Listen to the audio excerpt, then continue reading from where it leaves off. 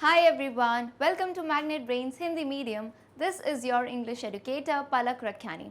इस सेशन से हम शुरुआत करेंगे हमारा जो class 10th English Bihar board की बुक है पैनोरमा पार्ट 2 उसकी पोम से यानी कविताओं से हम शुरुआत करने वाले हैं. And number 1 poem that is God made the country. Now इस पूरे सेशन में आपको इस पोएम की हर लाइन का जो है मैं एक्सप्लेनेशन दूंगी एंड जो एक्चुअल में हमारे पोएट क्या कहना चाहते हैं उसे भी समझाऊंगी. तो वीडियो के बिल्कुल एंड तक बने रहना ताकि आपके सारे डाउट्स जो हैं बिल्कुल क्लियर हो जाएं. मैग्नेट ब्रेन्स हिंदी मीडियम एक ऐसा चैनल है जो आपको प्रोवाइड करवाता है फ्री ऑफ कॉस्ट एजुकेशन 7 से लेके 12th क्लास तक. यानी जितने भी वीडियोस हैं सभी फ्री हैं और एकदम क्वालिटी कंटेंट है. आगे बढ़ने से पहले ये भी बता दूं कि मैग्नेट ब्रेन्स हिंदी मीडियम पे आपको मिलती हैं बुक्स एंड ई बुक्स भी. तो इन्हें अवेल करने का प्रोसेस सिंपल है. आपको डिस्क्रिप्शन से लिंक मिल जाएगी एक फॉर्म की. फॉर्म को भरना है, फिल करके सबमिट करना है. देन हमारी टीम आपसे जल्द से जल्द कॉन्टैक्ट करेगी. So let's begin with the session quickly.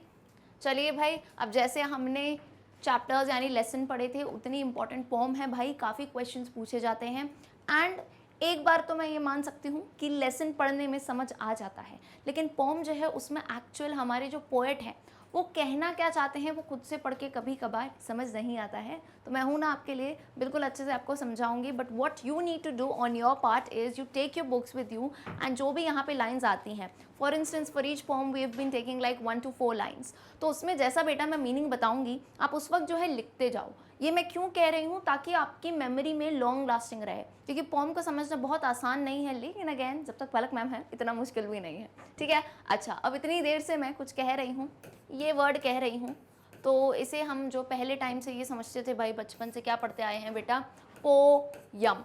इसका प्रोनाउंसिएशन करते आए हो poem, which is quite not correct भाई. ये अच्छा नहीं है प्रोनाउंसिएशन. इसकी जगह बेटा अपने को क्या कहना है, सही प्रोनाउंसिएशन पो य नहीं होता है. मैं तो बहुत ही सिंपली बताती हूँ यार, य की जगह बेटा थोड़ा अ लगा दो. तो नॉट एग्जैक्टली पोम, वो पोम पोम भी नहीं कहना है ना जिसे डांस करते हैं. It's just a poem, poem. तो जैसे आप अगर प्रोनाउंसिएशन भी इसका देखोगे ना, इंग्लिश ब्रिटिश प्रोनाउंसिएशन कुछ इस टाइप का आएगा, poem. So it's not poem, it's poem. Okay, तभी मैं इतनी देर से पोम पोम कह रही हूँ, वही बच्चे समझ पाएँ. कविता है ये, पोम कहते हैं इसे. Okay, so begin with speaking the right words. तो इसी से आपकी जो है इंग्लिश इंप्रूव होती जाएगी. All right, now let's talk about the author. हमारे जो पोएट हैं उनकी बात हम करते हैं जिन्होंने पोम लिखी है.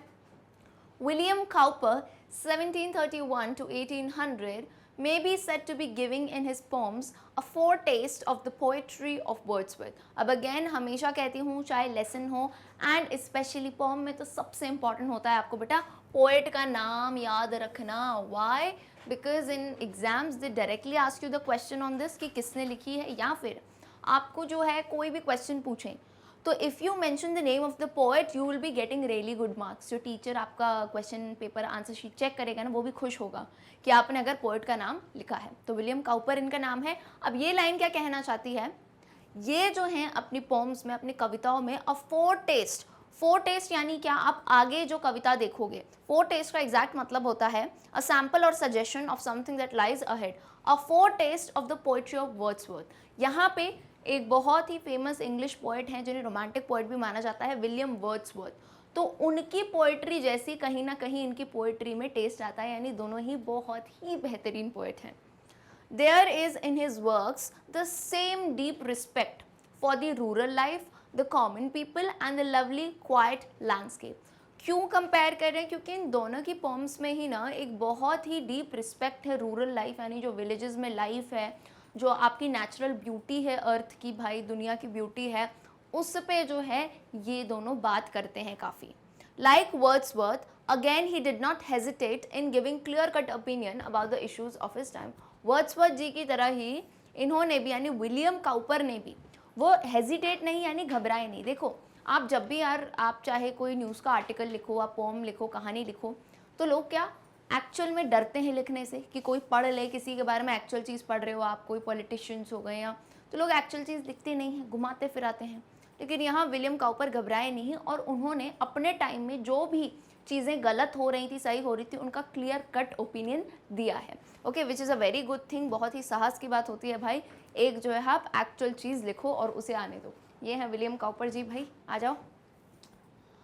It is a paradox that the poets and dramatists who lived in cities or state capitals have written powerfully about the beauty of the rural life. अच्छा, अब पैराडॉक्स का मतलब मैं पहले भी समझा चुकी हूँ, इसका मैं आपको डेफिनेशन देती हूँ, देन यहाँ पे क्या मतलब है पैराडॉक्स का, उसका एक्चुअल मीनिंग बताऊंगी.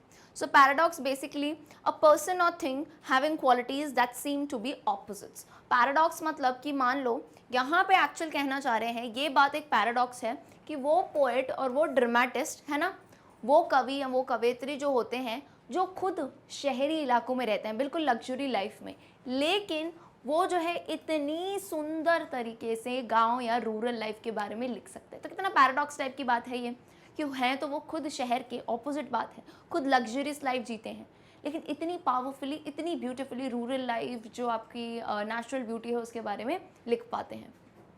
The simplicity of the common villagers engaged in humble professions, the abundance of natural life in the flora and the fauna, and the peaceful living they together make have always inspired poets to write on the life in the countryside.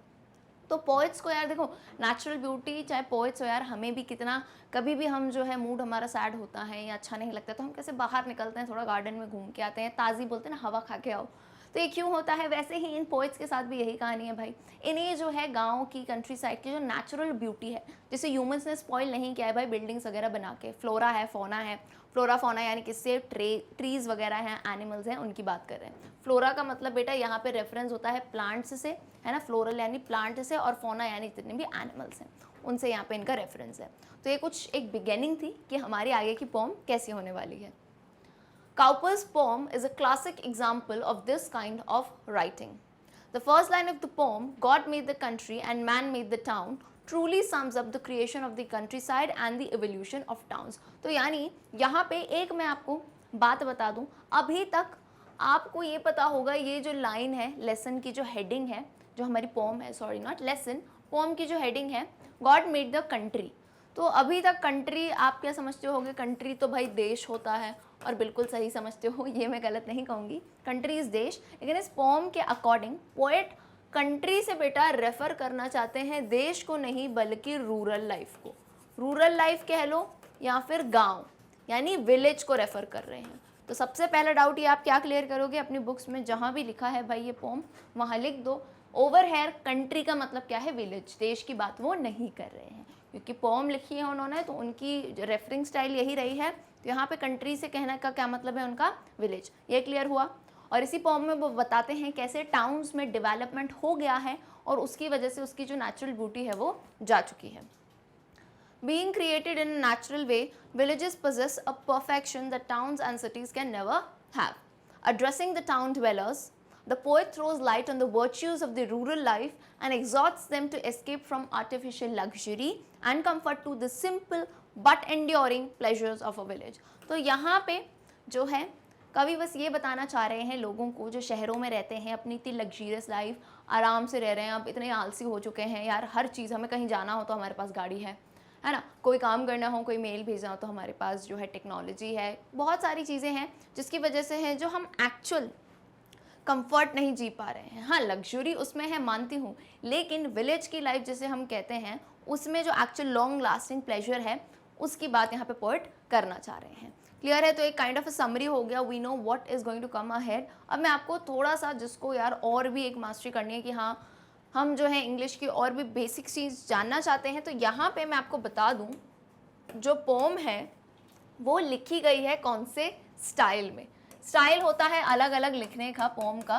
तो यहाँ पे जो हमारी pome है, pome number 1, इसका लिखने का style is a blank verse. Okay, this is just for your additional information, है ना, for those who really want to know कि भाई ये पोम के लिखने का तरीका इज़ अ ब्लैंक वर्स. अच्छा, अब ब्लैंक वर्स का मतलब क्या होता है, यहाँ पे आपको राइमिंग वर्ड्स नहीं मिलेंगे, क्योंकि मैं समझती हूँ जब भी बच्चे बड़े हो जाते हैं, 9th-10th में आते हैं और पोम यानी कविताओं को देखते हैं तो कहते हैं मैम ये तो राइम होती ही नहीं है. कि बचपन में हम कैसे जो है राइमिंग वाली पोएम पढ़ते थे, तब मज़ा आता था. बोलो मैम यहाँ तो राइम है नहीं तो इसे पोम क्यों कहते हैं, तो मैं आपको बता दूँ बहुत सारे टाइप्स होते हैं पोम के. तो this is a blank words, यानी आपको राइमिंग वर्ड्स नहीं मिलेंगे, जैसे राइम टाइम, फाइन नाइन, ऐसे राइमिंग वर्ड्स नहीं मिलेंगे.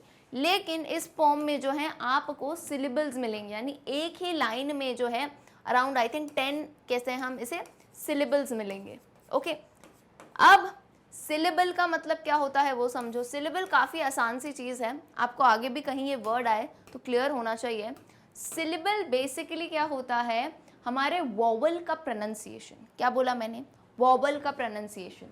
अब सिंपल भाषा में बताऊं, इस वर्ड को देखो ध्यान से, ये वर्ड क्या दिया है बेटा, पढ़ो इसको। सब पढ़ रहे हैं, बोलोगे मैम बुक है ये तो। इसमें कितने वॉवल दिख रहे हैं, बोलोगे मैम एक ओ है दूसरा ओ है, लेकिन मैं कहूँगी कि इसमें जो है एक ही सिलेबल है। क्यों, क्योंकि एक ही टाइप का उच्चारण प्रोनाउंसिएशन आ रहा है बुक करके। अब जैसे एक और वर्ड हो गया मैट, इसमें वॉवल कौन सा है, ए है, एक ही टाइप का साउंड आ रहा है। अच्छा, अब एक यहाँ पे वर्ड है, यहाँ आ जाओ, ये देखो रीडिंग करके, इस वर्ड को देखो ध्यान से, बहुत ही इंपॉर्टेंट इन्फॉर्मेशन है, काम आती है आगे भाई सिलेबल्स वगैरह। अब देखो ये वर्ड कैसे पढ़ा हमने, रीडिंग।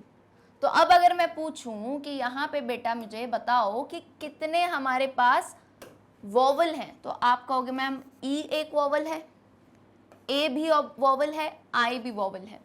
वॉवल कितने, 3, सिलेबल कितने, 2। बोले मैम 2 मतलब, तो जब तुम रीडिंग पढ़ोगे तो तुम उसे कैसे पढ़ रहे हो, री, ई का साउंड तो आ गया, और किसका साउंड आया, रीडिंग, आई का साउंड आया, आई का साउंड आया, लेकिन ए का साउंड तो गायब हो गया। So if the sound is not coming then it is not, हम उसको काउंट नहीं करते हैं। हम सिलेबल यहाँ पे क्या हो गए, 2 हो गए हमारे। I hope it is very clear. तो क्या है ये पोम, क्लियर हुई, बेसिक सी चीज़ है। अच्छा, जिसको लग रहा होगी मैम नहीं हमको टाइम लगेगा ग्रास्प करने में, तो कोई बात नहीं, यहाँ तक ही इस बात को समझो, ठीक है। मैंने समझाया तो सही, लेकिन कभी कभार होता है बिल्कुल कोई ग्रास्प नहीं कर पाता है, सो नो वरीज, ठीक है, हमें ये पूछा नहीं जाएगा। Blank verse, not rhyming, this is additional, जो कि बहुत अच्छे आंसर्स खुद से फॉर्म कर सकते हैं बच्चे, जिन्हें लगता है कि यार मैं पोम लिखूंगी so I could mention, so you can surely do that, alright. Blank verse है, नॉट राइमिंग है, 10 सिलेबल है, इसलिए इसे क्या कहा जाता है, पेंटामीटर। इस टाइप की लिखावट को क्या कहा जाता है, pentameter, alright. No worries with that, सब क्लियर है भाई, सिंपल सा कॉन्सेप्ट था। चलिए आ जाओ। Okay, now finally let's begin with the poem. अब फाइनली हमारी जो कविता है उसकी शुरुआत हो चुकी है। इसका डोंट वरी, मैं आपको आगे हिंदी में भी ट्रांसलेशन दिखाऊंगी जिसे आप नोट कर सकते हैं या फिर उससे समझ सकते हैं।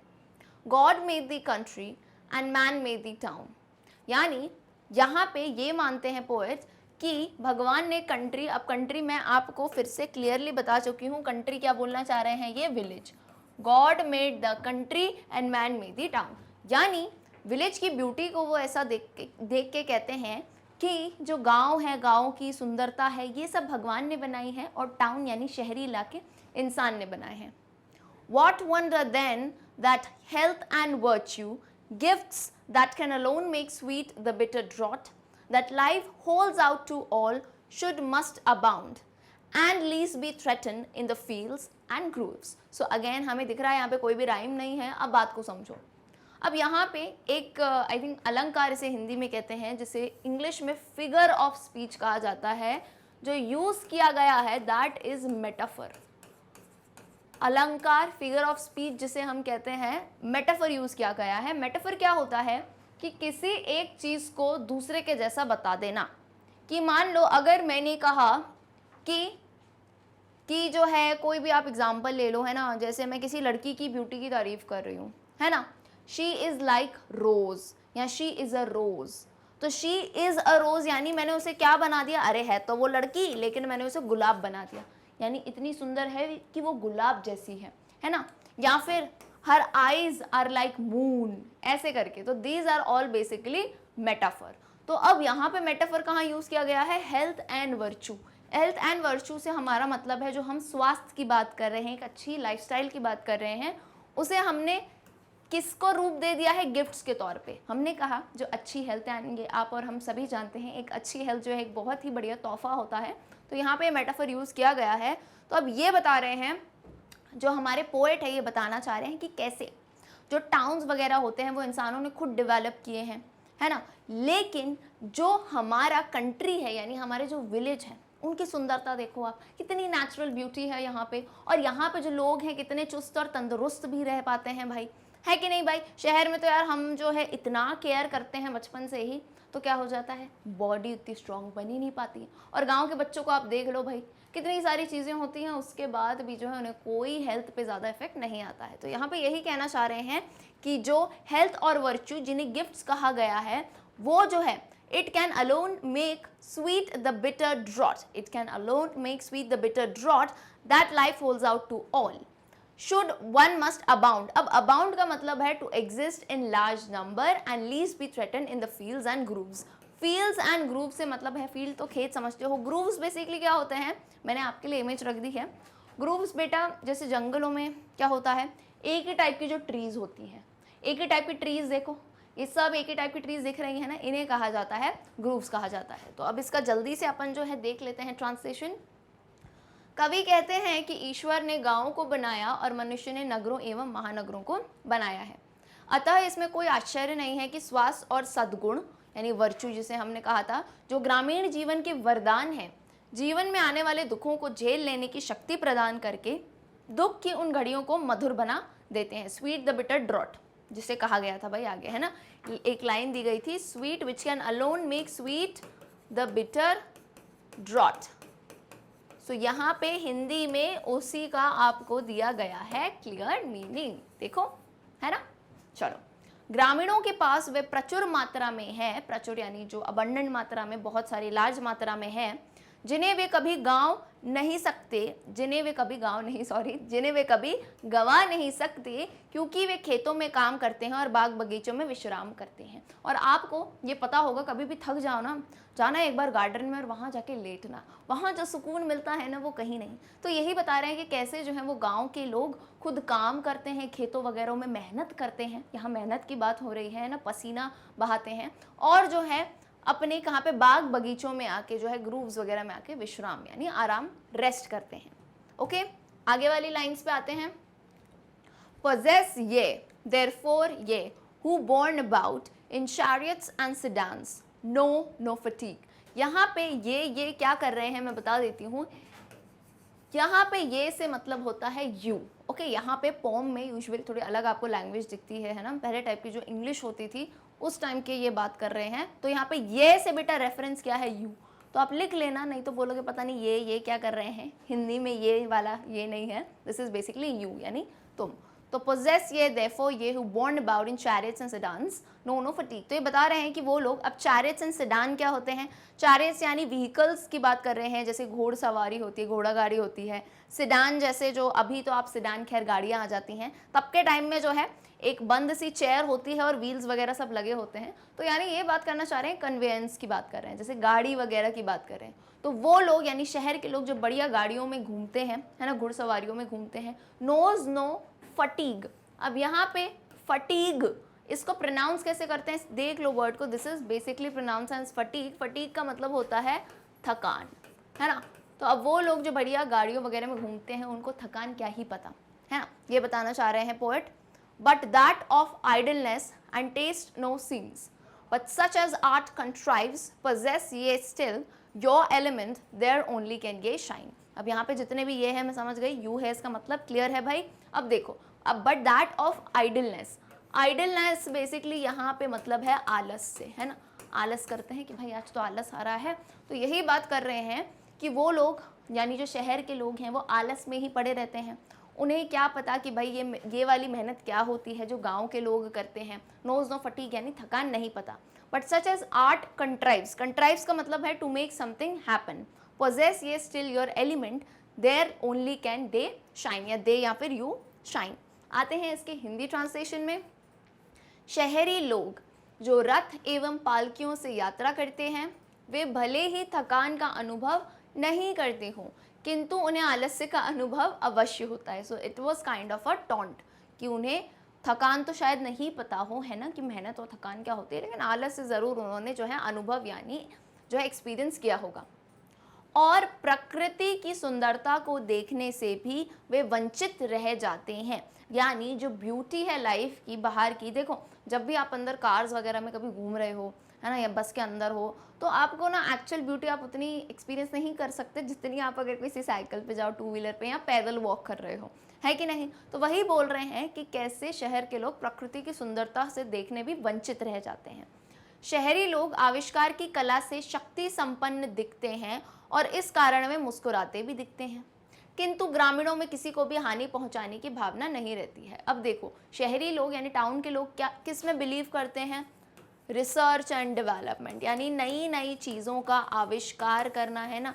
एक तो डेवलप करते हैं और एक तो है नई नई चीज़ों की खोज करते हैं, कैसे किसी चीज़ को बना लिया जाए, है ना। यानी मान लो आपका कोई एरिया है जहाँ पे गार्डन या पेड़ बने हैं, फॉरेस्ट है, उसमें से यानी वो जो है हानि पहुंचा रहे हैं किसे? उन्हें बनानी है एक नई बिल्डिंग, है ना, कोई एक बढ़िया साइंस रिसर्च की बिल्डिंग बनानी है, तो उसके लिए उन लोगों ने क्या किया? उन पेड़ों को काट दिया। लेकिन जो गांव के लोग हैं उनकी ऐसी कोई भावना नहीं रहती है कि वो किसी को भी हानि पहुंचाए। अब यहाँ when they are cutting the forest, तो वो किसे हानि पहुंचा रहे हैं भाई? पेड़ों को, प्लांट्स को, जिनमें भी जान होती है। ठीक है, चलिए आगे आ जाओ नेक्स्ट लाइन्स पे। Their only minds like yours can do no harm. Our grooves were planted to console at noon the pensive wanderer in their shades. At eve the moonbeam sliding softly in between the sleeping leaves is all the light they wish. यानी हमारे जो grooves हैं, grooves का मतलब क्या है समझ गए? पेड़ों की बात कर रहे थे यहाँ पे एक तरह के। वह planted to console at noon, console का मतलब होता है किसी को कंसोल करना, यानी क्या? मान लो आपका कोई दोस्त है भाई, वो बहुत ज़्यादा दुखी है, तो आप उसको नहीं कंसोल करने जाते हो, कुछ ऐसी बातें करते हो उसका ध्यान डाइवर्ट करने के लिए, खुश करने के लिए। तो ये बताना चाह रहे हैं कि हमारे जो ग्रूव हैं, जो पेड़ हैं, नून के टाइम में जो है वो लोग जो दुखी हैं, दुखी होके आए हैं, अगर वो आके बैठेंगे तो उनको खुशी मिलेगी, उन्हें रिलैक्सेशन मिलेगा। किन्हें? The pensive wanderer in their shade. Pensive यानी सैड, वॉन्डरर यानी जो घूमता फिरता है ना, घूमता फिरता थका हुआ आएगा तो ये ग्रूव जो है उन्हें पनाह देंगे और उन्हें जो है काफ़ी जो है क्या मिलेगी? शांति मिलेगी, ऐसा मान सकते हैं। चलिए, at eve the moonbeam, eve यानी शाम के टाइम जो है, रात और शाम के टाइम जो हम कह सकते हैं, sliding softly in between. Moon beam यानी यहाँ मैंने फिर से अगेन इमेज रख दी है भाई। देखो जैसे ग्रूव्स होती है ना, तो जब चांद की ऐसी बीम आती है तो इस टाइप से ये स्प्रेड हो जाती है। देखो इस टाइप से स्प्रेड हो जाती है। Sliding softly in between the sleeping leaves is all the light they wish. तो रात में ऐसा नहीं है कि ये लोग जो है आर्टिफिशियल जो हमारे बल्ब्स वगैरह होते हैं, इलेक्ट्रिसिटी का यूज़ ना करते हुए, यानी नेचर की नेचुरल जो हमारे चांद की रोशनी है, बीम है, वही जो है इतना उजाला कर देती है और इसी लाइट की तो वो उम्मीद करते हैं। ठीक है, चलिए तो इसी का हिंदी देख लेते हैं। अच्छा, मीनिंग मैंने दिए हुए हैं। पेंसिव का मतलब होता है सैड और कंसोल का मतलब है to make someone happier who is sad. बाग बगीचों का निर्माण इसलिए किया गया कि दोपहर में किसानों को उनकी छाया में विश्राम करने का अवसर मिले। संध्या समय सोए हुए पत्तों के बीच चांदनी उन्हें उतना ही प्रकाश देती है जितना उन्हें चाहिए। वृक्षों पर बैठी चिड़िया अपनी मधुर, ये तो खैर आगे वाली लाइन आएगी आई गेस, है ना। वृक्षों पर बैठी चिड़िया, बोलो पढ़ ही लेते हैं मैम, चिड़िया मतलब आने वाली है, सस्पेंस खोल दिया। वृक्षों पर बैठी चिड़िया अपनी मधुर आवाज़ से मधुर संगीत का निर्माण करती है। तो दिस ऑल कम्स अहेड, जो हमारी आगे की लाइन है वो भी मैं आपको बता देती हूँ। Birds warbling all the music, birds warbling all the music, we can spare the splendor of your lamps. They but eclipse our softer satellite. Your songs confound our more harmonious notes. The thrush departs scared and the offended nightingale is mute. अब इधर क्या बात है समझो। ये line का meaning तो हम समझ गए हैं ना। वृक्षों पर बैठी जो चिड़ियाएं हैं मधुर आवाज़ से मधुर संगीत गा रही हैं। वॉबलिंग का मतलब होता है सिंग सॉफ्टली। एंड मैं समझ पाती हूँ चिड़ियाओं को, अभी भी शायद अगर आप सुन रहे हो, जिस भी टाइम भाई वीडियो देख रहे हो, तो कितनी मधुर आवाज़ उनकी आती है भाई। बट ये आवाज़ आप नोट करना, कभी कभी भी आप अगर बहुत ही ज़्यादा टाउन वाले एरिया में जा रहे हो, बहुत डेवलपमेंट हुआ है, आपको आसपास पेड़ वगैरह देखने को नहीं मिलेंगे ना, तो वहाँ बर्ड्स भी नहीं मिलती हैं। लेकिन ऑन दी अदर हैंड गाँव में अगर आप चले जाओ, या नॉट इवन गाँव, अगर मैं आपको कहूँ जिस भी एरिया में नेचुरल ब्यूटी है भाई, है ना, बहुत ज़्यादा गार्डन्स बने हैं, तो ऑटोमेटिकली आपको मस्त चिड़ियाओं की जो है आवाज़ आने लगेगी गाने की। We can spare the splendour of your lamps. Splendour का मतलब है वेरी इंप्रेसिव ब्यूटी, बहुत ही अच्छी सुंदरता। दे but eclipse our softer satellite.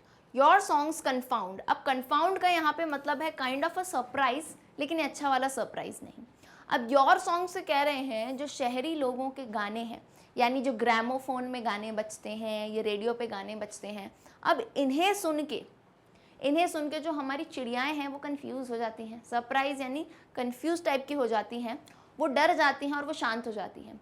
क्यों? बिकॉज़ चिड़िया मान लो दूसरी चिड़िया गा रही है तो वो उसकी आवाज़ तो समझ पाएगी, उसके नोट समझ पाएगी, लेकिन एक ग्रामोफ़ोन में, रेडियोज़ वगैरह में, म्यूज़िक प्लेयर्स में जो गाने बजते हैं ये चिड़ियाओं को समझ नहीं आते हैं और वो डर जाती हैं। एंड इसी की वजह से जो हमारी नाइटिंगेल जो बर्ड है, नाइटिंगेल बेसिकली जो है बहुत ही बढ़िया सिंगिंग करती है ये बर्ड, तो वो भी जो है म्यूट यानी शांत हो जाती है। तो आइए देखते हैं ट्रांसलेशन। ग्रामीण लोग शहरी लोगों की सारी चमक दमक से छेड़छाड़ नहीं करते हैं, किंतु शहरी लोग गांव वालों की मध्यम प्रकाश की लौ को भी ढक देना चाहते हैं, है ना। देखो गांव के लोग इतना इंटरफेयर नहीं करते हैं, ऐसा पोएट कहना चाहते हैं, लेकिन शहरी लोग जो हैं हमारी नॉर्मल लाइफ में भी जो है उसको भी ढक देते हैं। अब जैसे ग्रामोफोन के गीत गांव वालों के मधुर संगीत को भी बिगाड़ देते हैं, यानी गांव वालों के लिए जो नाइटिंगेल सुंदर सुंदर चिड़िया म्यूजिक गा रही हैं, अब ग्रामोफोन का गाना बजता है, उससे जो है वो भी शांत हो जाती हैं, जिससे डर कर गाने वाली चिड़िया भाग जाती है और बुलबुल गूंगी बन जाती है यानी म्यूट हो जाती है। तो यही बात जो है पोएट बताना चाह रहे हैं अपनी कविता में। तो आई होप काफ़ी क्लियर होगी। बहुत ही स्मॉल सी पोम थी, कोई ज़्यादा आई थिंक टफ नहीं रहा होगा, हर एक लाइन बिल्कुल क्लियर हुई होगी। एंड जितने वर्ड्स की मीनिंग बताए हैं उन्हें ज़रूर से नोट करना। वीडियो पसंद आया हो, कंसेप्ट्स क्लियर हुए हो तो do tell me in the comment section. Magnet brains Hindi medium एक ऐसा चैनल है भाई, आपको देता है बिल्कुल ही free of cost education. On this hand you can see we have both the channels, English medium and Hindi medium. सभी कोर्सेज फ्री हैं with quality education. So see you all in the next session, जिसमें हम इसी pome के जो है question answers को discuss करेंगे। See you all, till then, good bye.